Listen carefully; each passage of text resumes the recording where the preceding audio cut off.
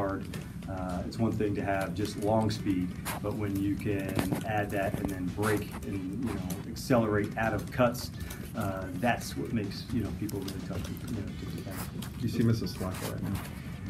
Not necessarily. We think both sides. We're playing both outside and inside. So we like to feature guys. Mo plays a lot inside in the slot, and so we'll play in both spots. And just out of curiosity, did you ever ask Julio about him, another Alabama receiver?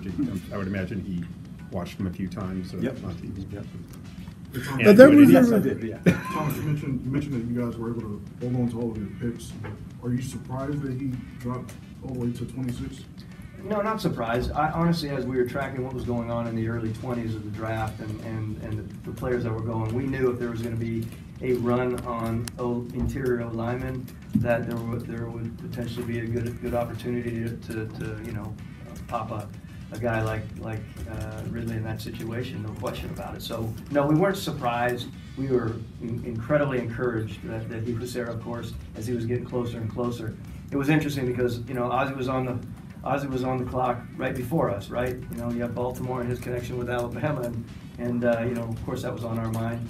But it worked out well. They ended up going for a tight end, and we were primed to get who we got, of course. We have a really good connection with people at Alabama, which is good, as far as all of our interaction, not only Dan's interaction with who, but with Coach Saban and the rest of the staff there. We're really quite connected there, so we feel really good about our interaction. You follow up just I was going to ask about that. Just obviously comes from a program, you said well coached, anybody for Saban, and the last time you picked a receiver from there, it worked out pretty good for you guys in the first round. Yeah, how important is that? Just what they, to have to deal with a program like that, and how much does that play into your decision to know where he is in his development? Yeah, I'll hit it first, then I'll hit this one over to Thomas. So.